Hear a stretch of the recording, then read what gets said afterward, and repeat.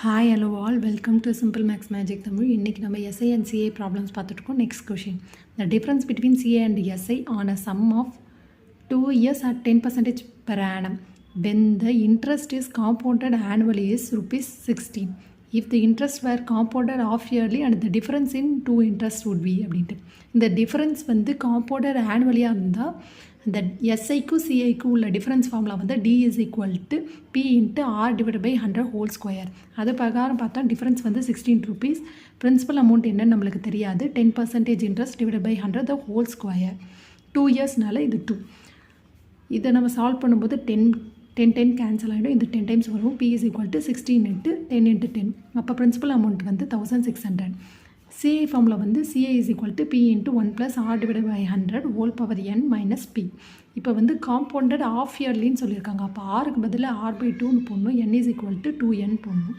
அப்படின்னு பார்க்கும்போது CI is equal to P into 1 plus R divided by 2 whole power 2n minus P.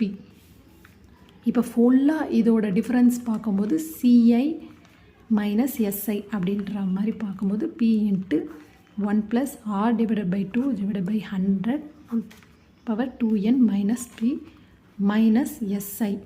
SI formula வந்து P into NR PNR divided by 100.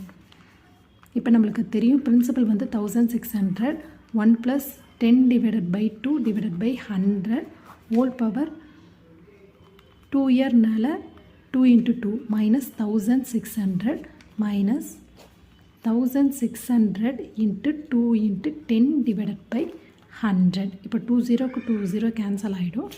இப்போ இது solve பண்ணும்போது 320ன்னு வரும். இங்கே மைனஸ் 1600 இங்கே வந்து 1600 1 plus 5 divided by 100 whole power 4ன்னு வரும்.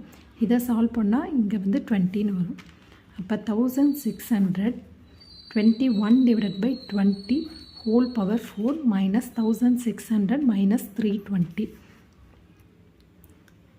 இப்போ 1600 into 21 into 21 into 21 into 21 divided by 20 into 20 into 20 into 20. இப்போ 2 power 4 வந்து 16. அப்போ 4 2 கேன்சல் ஆகிடும். இங்கே 2 0 கேன்சல் ஆகிடும். 20 into 20 into 4 அப்படின்னு பார்த்தா 1600 வரும். அதை தான் நம்ம இங்கே சால்வ் பண்ணியிருக்கோம்.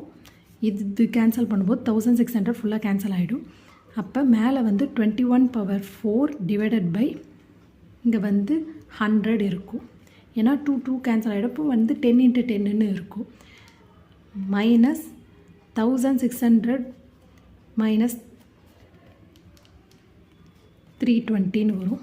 இப்போ 21 பவர் 4 என்ன வரும்னா 194481 டிவைடட் பை 100 மைனஸ் 1600 மைனஸ் 320ன்னு வரும்.